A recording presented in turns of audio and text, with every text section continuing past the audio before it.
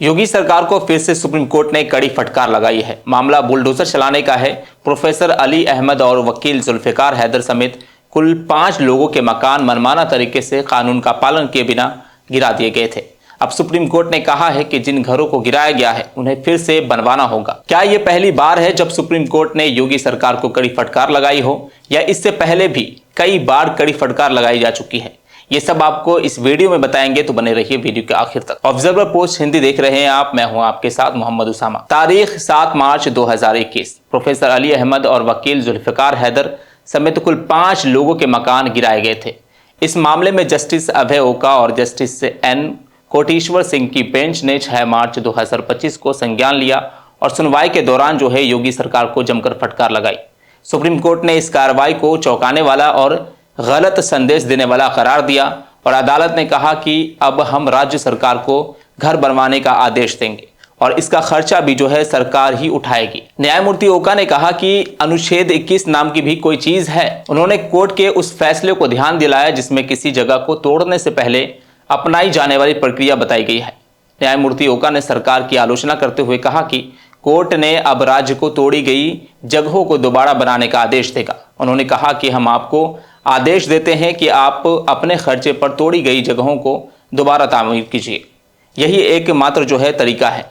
बता दें कि इससे पहले भी कोर्ट ने कहा था कि बुलडोजर एक्शन जो है देश के कानूनों पर बुलडोजर चलाने जैसा है। भले ही कोई दोषी क्यों न हो, फिर भी कानूनी प्रक्रिया का पालन किए बिना ऐसा नहीं किया जा सकता। बार एंड बेंच की रिपोर्ट के मुताबिक प्रयागराज के वकील जुल्फिकार हैदर, प्रोफेसर अली अहमद, 2 महिलाओं और एक अन्य व्यक्ति ने सुप्रीम कोर्ट का दरवाजा खटखटाया था। याचिकाकर्ताओं ने कोर्ट को बताया कि उन्हें शनिवार 6 मार्च की रात को नोटिस दिया गया। हालांकि नोटिस पर 1 मार्च की तारीख लिखी थी। याचिकाकर्ता ने कहा कि जिस जमीन पर जो है मकान बने थे वे लोग उसके लीज होल्डर थे। इन सभी के घर अगल बगल में एक ही प्लॉट पर थे। मार्च 2021 में नोटिस मिलने के 1 दिन बाद ही उनके घर गिरा दिए गए थे। न नोटिस देने का कोई टाइम दिया गया, न ही कानूनी बचाव का मौका मिला। पीड़ितों का कहना है कि राज्य सरकार ने गलत तरीके से उनकी जमीन को अतीक अहमद की संपत्ति बताकर ध्वस्त कर दिया गया। अटॉर्नी जनरल ने जब कोर्ट में कहा कि याचिकाकर्ताओं को नोटिस का जवाब देने के लिए उचित समय दिया गया था, तब जस्टिस ओका इससे सहमत नहीं हुए। उन्होंने कहा कि नोटिस इस तरह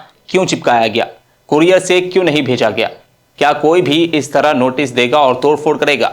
ये तोड़फोड़ एक ऐसा मामला है जिसमें अत्याचार शामिल है। आप कहते हैं कि डाक से भेजने की कोई प्रक्रिया नहीं है, यहाँ नोटिस डाक से भेजा गया है। सुप्रीम कोर्ट ने कहा कि जिन घरों को गिराया गया है उन्हें फिर से बनवाना होगा। अगर आप इसे चुनौती देना चाहते हैं तो एक हलफनामा दाखिल करके कानूनी लड़ाई लड़ सकते हैं, लेकिन अगर आप सीधे टकराव नहीं चाहते तो एक और तरीका है जो थोड़ा शर्मनाक है। पीड़ितों को पहले घर बनवा कर दे और फिर कानून के तहत उन्हें नोटिस जारी करे।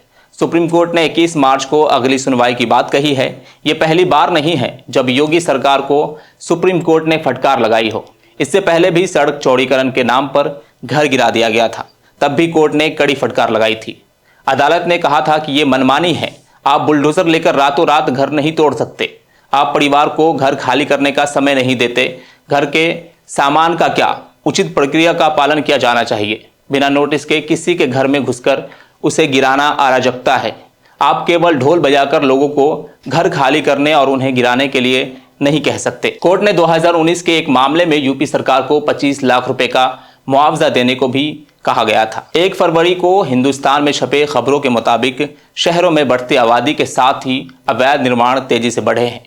हाईकोर्ट ने एक जनहित याचिका पर राज्य सरकार से जवाब तलब किया और हाईकोर्ट ने कहा कि शहरी क्षेत्रों में बहुमंजिला इमारतें तेजी से बढ़ रही है और सरकार को इसकी जानकारी तक नहीं है। हाईकोर्ट ने यह भी टिप्पणी की कि नया सर्वे करा लिया जाए तो और भी चौंकाने वाली जानकारियां जो है मिलेंगी। हाईकोर्ट के कड़े रुख के बाद विकास प्राधिकरण और आवास विकास परिषद द्वारा 1 जनवरी 2012 से 31 दिसंबर 2024 तक तैयार कराई गई रिपोर्ट के मुताबिक इन 13 सालों में करीब 1,77,000 अवैध निर्माण के मामले दर्ज किए गए।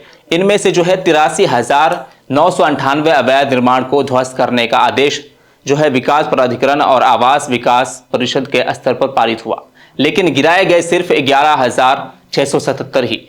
इससे साफ है कि ध्वस्तीकरण के आदेश के बाद भी शहर में 72,000 अधिक अवैध निर्माण अभी भी वैसे ही बने हुए हैं। तो अब योगी सरकार के अधिकारियों को जवाब देना चाहिए कि आखिर 72,000 से अधिक अवैध निर्माण क्यों गिराए नहीं गए। क्या ये अल्पसंख्यक या फिर मुसलमानों से जुड़ी अवैध संपत्ति नहीं है, इसलिए नहीं गिराए गए? दैनिक भास्कर की रिपोर्ट के मुताबिक पिछले 7 साल में 7 राज्यों में 1935 आरोपियों की संपत्तियों को बुलडोजर से जमींदोज कर दिया गया। इसमें 1535 कार्रवाई सिर्फ यूपी में हुई है। बुलडोजर एक्शन मामले में दूसरे नंबर पर मध्य प्रदेश और तीसरे पर हरियाणा है। ध्यान रहे कि ये तीनों राज्य जो है बीजेपी शासित है। देश में किसी भी आरोपी की संपत्ति रातों रात जमींदोज किए जाने का अभी कोई कानून नहीं बना है, फिर भी इन राज्यों में बुलडोजर से आरोपियों की संपत्ति ढाई गई है। भले ही राज्य सरकारें ये दावा करें कि आरोपी होने की वजह से किसी के घर पर जो है बुलडोजर नहीं चलवाया गया, पर हकीकत इससे उलट है। सुप्रीम कोर्ट ने 1 अक्टूबर 2024 को बुलडोजर कार्रवाई पर सुनवाई करते हुए अदालत ने कहा कि अगली सुनवाई तक देश में एक भी बुलडोजर कार्रवाई नहीं की जानी चाहिए, लेकिन उसके बावजूद धड़ल्ले से बुलडोजर कार्रवाई होती आ रही है।